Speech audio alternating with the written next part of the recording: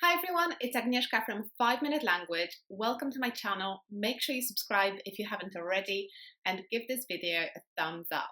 I'm really excited about this video because it's something that a lot of you guys have requested before, and it's a video about how to develop a language learning routine. Routines are very important because obviously when you're learning a language, it's very easy to get demotivated and it's very easy to kind of let other things get in the way of language learning. So developing a routine will help you prevent that, and it will help you stay on track and keep motivated. Let's get started then. Let's look at the top tips for creating a language learning routine.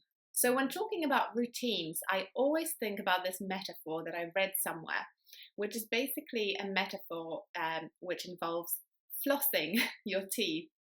And it's something I read somewhere and it really stuck with me. It's basically that many people don't actually floss their teeth. They just brush their teeth because they see flossing as a kind of extra step in addition to brushing, and they're not very motivated to do it. So what this person recommended was that you start with flossing just one tooth every day. And whilst you're doing the flossing, you might actually find that you don't mind doing the rest of your teeth, or you might just do your upper teeth or your lower teeth, whatever it is. But it's quite an interesting concept because it can apply to language learning. And this is my first tip for creating your routine. Start small. Start with very small steps that you basically incorporate daily into your routine. It can be something as small as learning one word every day. Because if you commit to one word every day, when you actually sit down to learn it, you will notice that you have a bit more motivation than you had before you actually sat down to do it, and you might end up learning 2 words or even more. So anything you do on top of that one word will be a bonus, but make sure that you commit to that one word every day. The second thing is do what you already do in your native language, but do it in the language that you're learning.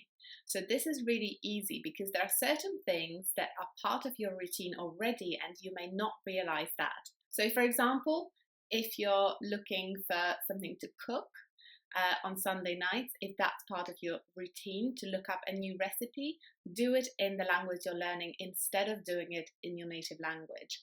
So that way it's part of your routine. If you read the news every day, make sure that you read at least one news story in the language you're learning. So make sure that you identify those actions which are already part of your routine, and that way you make sure that when you swap them for doing them in the language you're learning, you will actually make language learning part of your routine. My third tip is to write it down. So whatever you do, whatever you commit to, that one little goal, one word per day, or reading the news, or looking up a new recipe, for example, that you write it down, and that you write down your progress as well. So don't just write a to-do list, but instead write a to-do list and then review it at the end of the week or at the end of the day, and make sure that you've written down the progress that you've made as well. The good things and the bad things, the things you're proud of and the things that you wish had gone a bit better. So I just want to share with you a resource that I've created, which is called the Motivation Journal. I hope you can see it. It's basically a notebook where you record your goals for language learning. I really like using it for learning because it keeps me motivated, and that's why I called it the Motivation Journal. I'm going to include the link in the description box down below. But essentially the Motivation Journal is where you record things that you want to achieve, things that will make each week great, and then you review it at the end of the week and you write down the things that made this week great. And then at the end, you write things that you want to do the following week.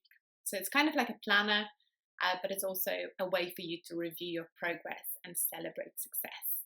And the final tip I've got for you is about finding what I call dead time. And dead time is basically time that you have but you don't realize that you have. So for example, when you're cooking, I find that often when I'm cooking something, there's always a bit of time that's kind of, you put the tomatoes in and then you have to wait 5 minutes until they've stewed for a while. So you've got 5 minutes when you're not actually doing anything. And I think having that time or realizing that you have that time is a really great thing for language learning, because that's when you can pick up your book or your notebook and do a little bit of revision, or just learn a few new words, or try to speak to yourself, for example, which I sometimes do when I'm cooking. So I hope you enjoyed this video, and make sure that you share with me your favorite tips for establishing a language learning routine. Subscribe to the channel for more videos like this one, and make sure you give this video a thumbs up as well. Thanks for watching, and I'll see you next time. Bye!